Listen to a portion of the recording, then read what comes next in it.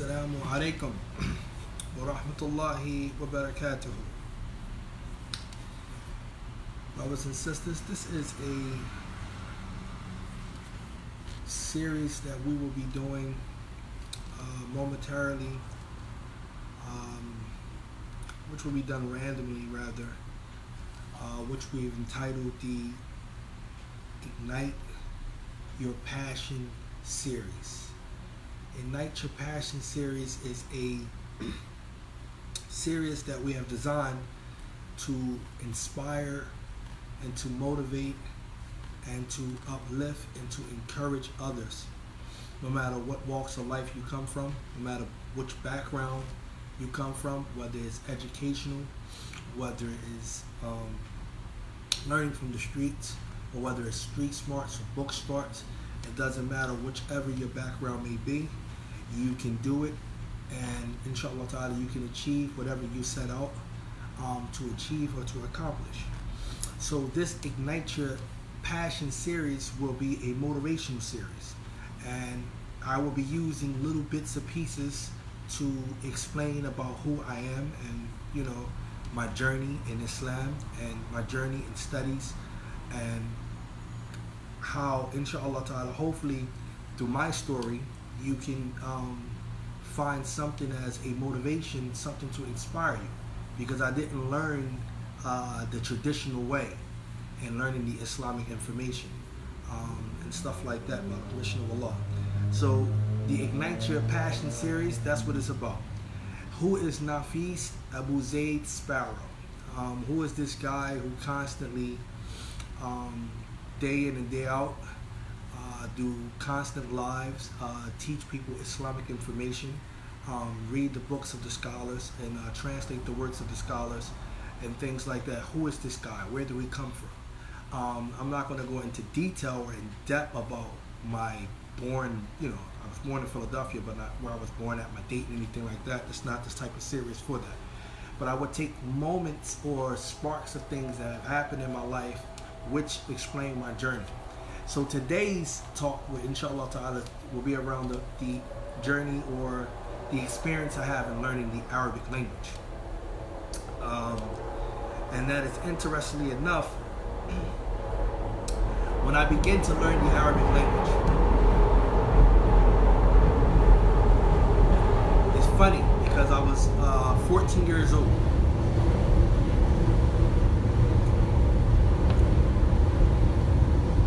Now that I think about it, I was even more self-taught back then, because when I have learned about what Islam was, I was on another path. But when I learned about what actually Islam was, I was so fascinated with the way that they pray, the way that they would perform prayer, and the way that they would, read the Quran and so forth. So I had this one guy who would teach us and instruct us about what Islam was, but he wouldn't, for some reason, give us our shahada, which I find now that was really incorrect, but I understood where he was coming from, because we was in placement at this time, rather, for youth development center, and he wanted to say, okay, if you're serious about Islam, when you get out, you will actually go do what is right, and you will actually take your shahada, etc., etc., etc. So before I knew that you had to be Muslim, really Muslim, in order to be able to pray, I was already learning how to pray and things like that. So when Arabic was introduced to me, it was this Egyptian guy. His name was Mada, and he had gave me this real big mushaf, which I didn't know what it was. It was this book that had all of this scrambled stuff in it. It looked like tofu. That's how I can describe it.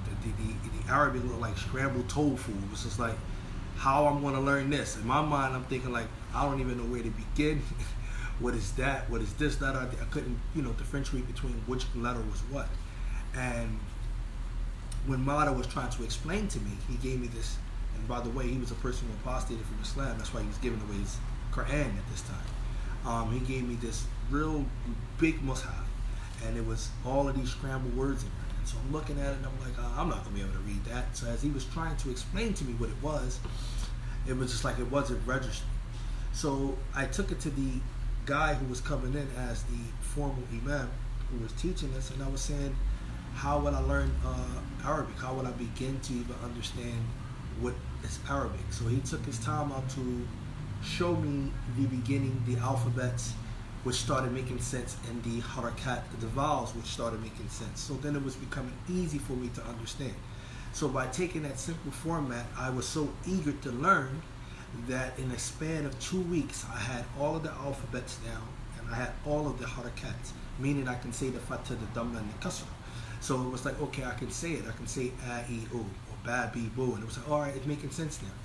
I still didn't know how to write formally at this point, but I was, or nor that I didn't know what grammar was or understand it, but I was understanding more and more how to read.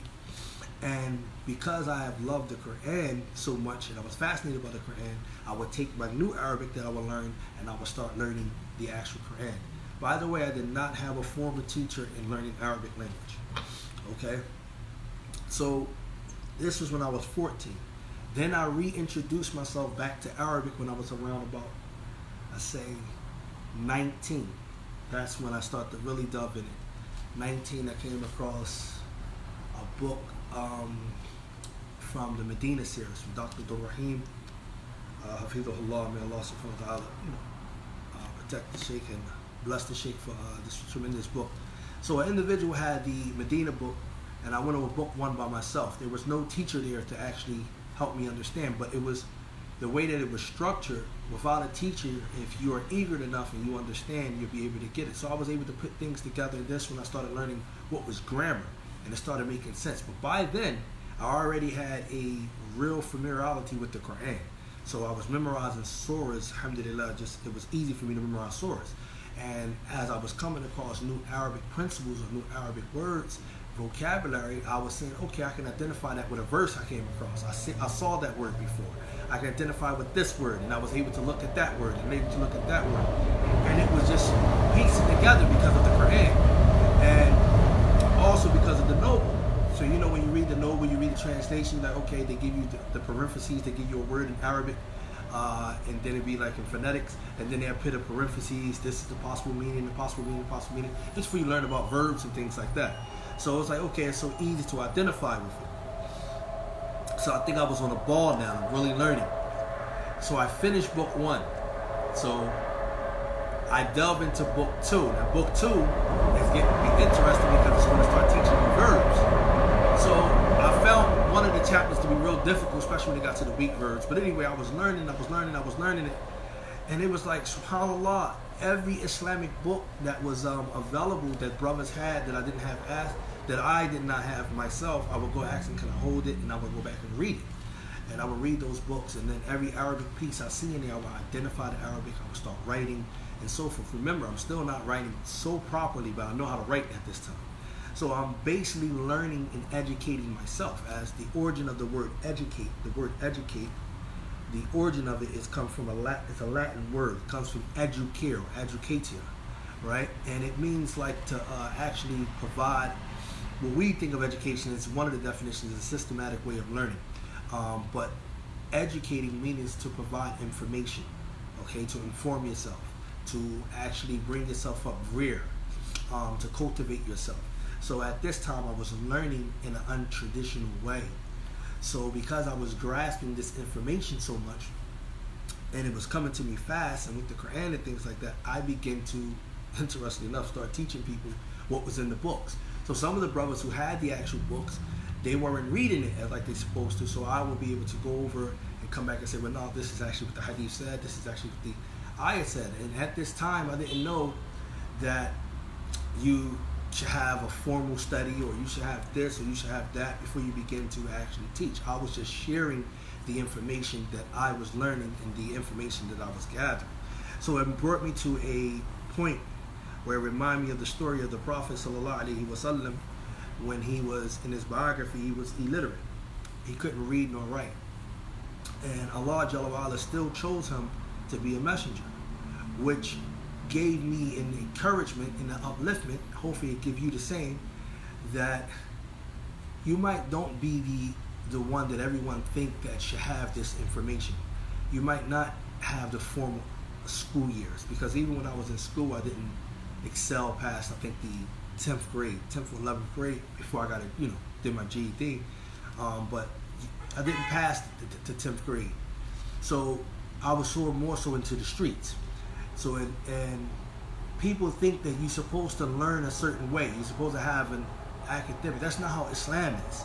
Allah give knowledge to whom He wills. You just have to look at the Prophet sallallahu alaihi wasallam. He was illiterate. He couldn't read or write, but Allah gave him the most highest station you could ever have. He made him a messenger.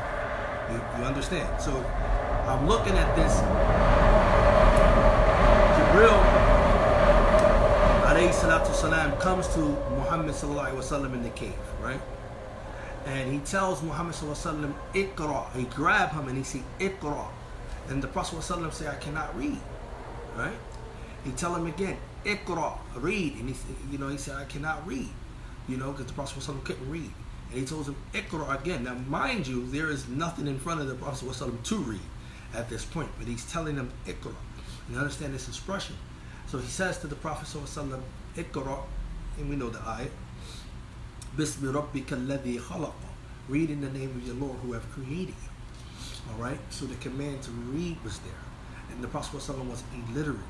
But that does not mean because he couldn't see the words, he could not hear the words and repeat those words back, which we get qara'a, which we get Qur'an, which is a recital. Alright? So anyway, the Prophet ﷺ didn't have any formal training.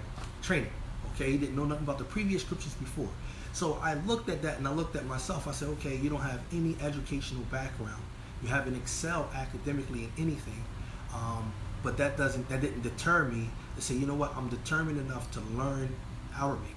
I'm determined enough to learn what it is my Lord is actually saying, what it is that the Prophet sallallahu alaihi wasallam, and I made dua to Allah Jalla wa Ala to increase me in that. And by the permission of Allah, without any formal training, without any formal school, I was able to learn. And this should be an encouragement for you. Sheikh Uthaymeen, he brings an interesting point about this verse, Iqra bismi rabbika alladhi khalaq, and I wanted to share it with you brothers because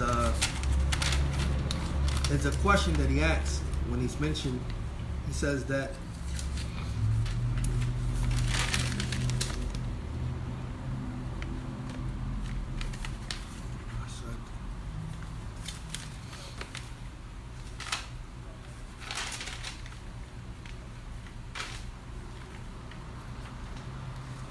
I wanted to share this with you. He brings this verse. And listen what he say interestingly about it. Alright? So he says, if someone asks you, is there a cure or a treatment that can be used for forgetfulness? Because you know that insan, Nasia, we forgets a lot. So here is a foreign language. You're trying to learn a foreign language, which is Arabic. It's not your native tongue. So there's a lot of qawaid, there's a lot of principles there that you can forget easily. Especially if you're not using it, especially if you're not reading on a daily basis, especially if you're not, going over it, reviewing it, and so forth, you can easily lose it. So he was saying that, is there a cure for this forgetfulness that man is prone to do, right? And he responded by saying, yes, there is a cure for forgetfulness. There is a treatment that can help curtail or help with forgetfulness. By the virtue of Allah Jalla wa Ala, he said it is writing. He says, وَهِيَ كِتَابًا. He said it is writing. Writing is the cure or the treatment for forgetfulness. Okay, if you want to make sure you don't forget something, because sometimes our memory are not the best. Okay, even though the asl is to have, to preserve and to memorize, but our memory sometimes fail us. As we get older with age, memory can also fail. There are multiple reasons why memory can fail.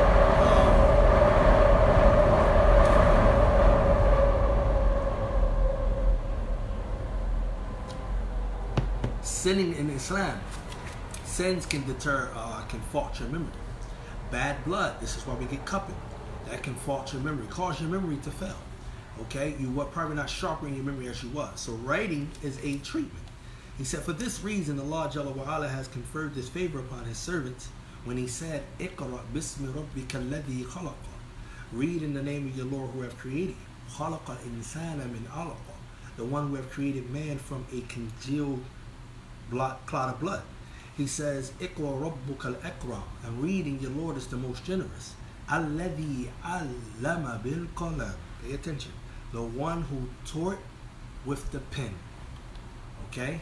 So the shahid, the point that the Sheikh is bringing, that writing is a cure or a treatment for forgiveness, because Allah started off with Iqra, which indicates hifz. This is for me now. Memorization is the asl. However, writing is the tool or the treatment that you can use if your memory fails you, or to strengthen your memory.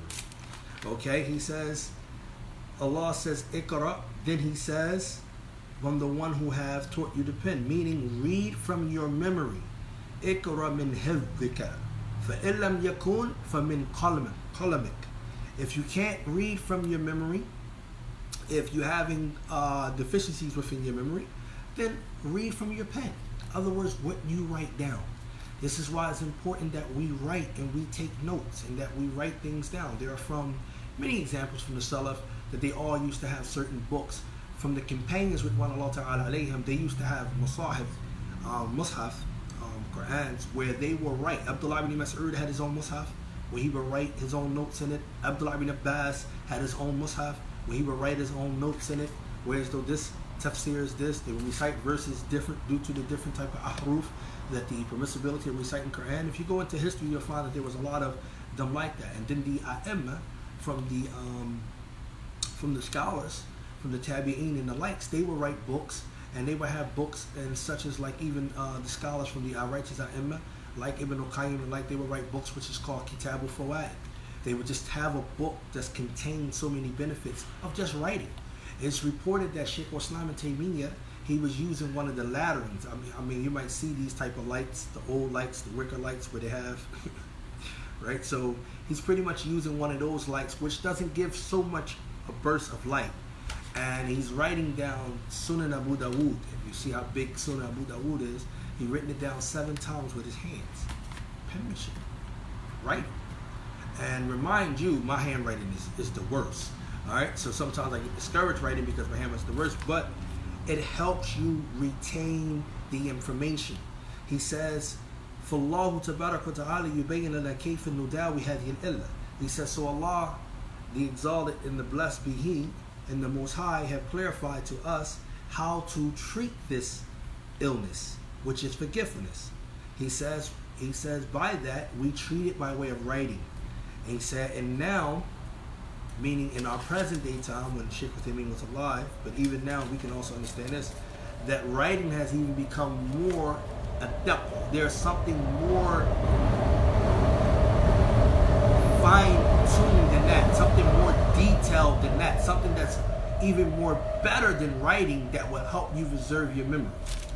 All right, here he's talking about recording, the form of recording.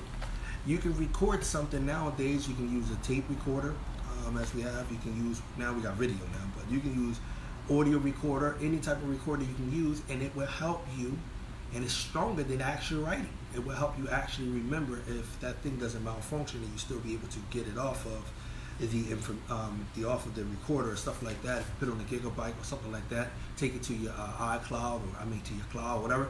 You can save it, even to your Gmail. You can save it, and you can always listen back to it. So it's a form of strengthening your memory. So hopefully, in this little brief story about me learning Arabic and not learning in a formal way, will be an inspiration for you all, inshallah ta'ala, as an inspiration for me. Also from the story of the Prophet sallallahu alaihi wasallam himself. Do not become discouraged. Allah Jalla wa Ala tells us in the Quran, وَعَلَّيْسَ لِلْإِنسَانِ إِلَّا مَا سَعَى وَأَنَّ سَعْيَهُ سَوْفَ يَرَى. Allah Jalla wa Ala says in these 2 beautiful verses that man can have nothing except that which he or she strive, except for that which he strive for, and he should see the efforts or the results of that which he strive for. Meaning he should soon see those things. So whatever he wants, whatever he desires, whatever he sets and determines to go out, with the permission of Allah Jalla wa Ala, his determination and sincerity, he will be able to get it. I wanted to learn Arabic. I have not went to one Arabic school. And by the way, just so you know, by the permission of Allah, I was teaching Arabic way before I became an imam.